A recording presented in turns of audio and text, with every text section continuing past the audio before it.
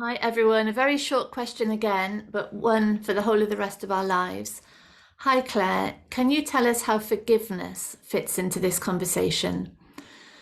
I think we could go so far as to say it doesn't fit, and it doesn't fit because really, when the whole body mind system is coming into truth and into sanity, there actually is no such thing as forgiveness.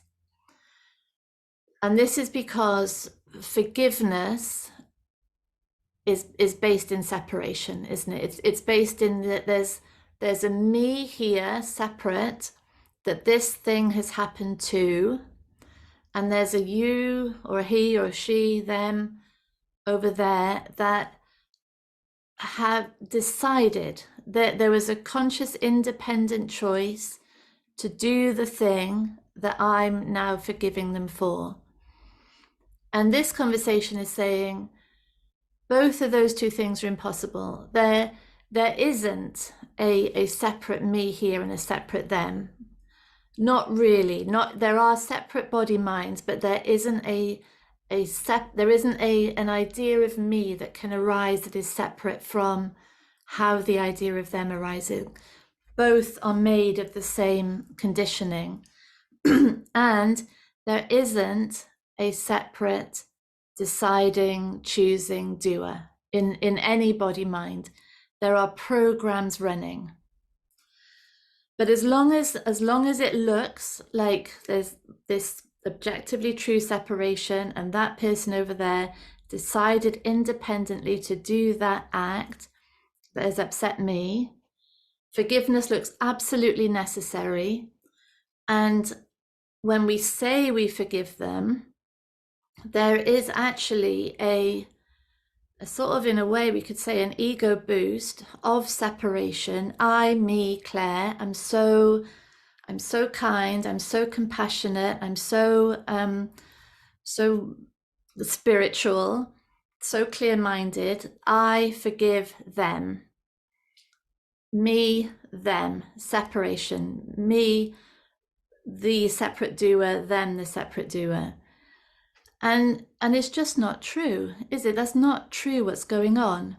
So when we're held in that sort of act of forgiving, we get this boost of separation that says, I'm better than them. I'm I'm magnanimous, if that's the right word. I'm compassionate, I'm spiritual.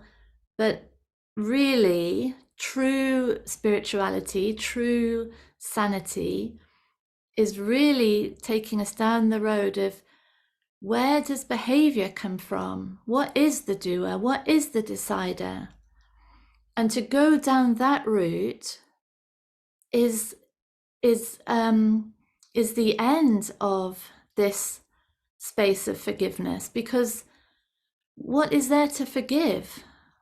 It's a program handed down, who knows from how many generations, that is subconsciously running the show, deciding actions over so that's their actions. Over here, there's a program running the show that dictates how things are perceived, how this I of me is perceived. What's to forgive in all of that? Who would we be forgiving? No, there isn't a central decider. So that's the first element of sanity in forgiveness. Then the second element, and this isn't always here, but when it is, and when the mind can really tap into this, there's such a freedom. So there can be this logic of no doer, and then there's the question of, what was the role of this behavior here, this perception here, these needs here, these insecurities here, this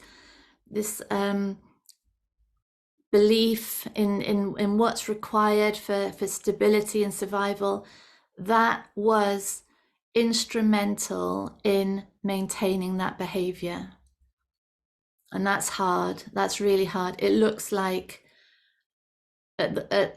it looks like bypassing. At the worst, it looks like victim blaming. But when there's capacity to really consider in the action that I'm feel that I can be wonderful and forgive them for, what actually was this role here in maintaining that action, in maintaining the relationship in which that was happening, in fixing in place a dynamic of need or insecurity or requirements in which that behavior was facilitated, maintained even. It's hard to go there, but it's ultimate freedom, and hard also to consider from a child point of view. But even for a child, there's needs that are locking something in place, and it's very, very subtle, and it looks so dangerous to go this route. But for ourselves, not to put this on anyone else, for ourselves, the freedom is in seeing that the needs that were locking a certain behavior in place, the needs for love or attention or kindness or stability, security, which couldn't have been met from these people, that person, when we see that, it means that this fear that this is going to keep replicating can disappear, because from that space of total accountability, and extraordinary the people who can do this for their whole lives, looking back on their whole past, that total accountability of how a need was fixing in place a certain situation, then that means that from seeing that and seeing that that need is no longer running the show, now there's freedom from that cycle, from that ongoing cycle. And this is not about forgiveness. This is not about forgiving another. This is about seeing that another's behavior is dictated by a program. It is not personal. There really is no choice. Well, there's choices happening all the time. There's no chooser. And the instrument of need, insecurity, shame, fear, that is maintaining in place a certain situation, when there's understanding of that, accountability for that, it's really the end of the show. It's the end of that cycle of re-traumatization. And we think the end of that cycle is going to come from forgiveness. It doesn't. It really doesn't. Forgiveness is a sort of, is chasing a state of peace, but actually maintaining the setup that precludes peace.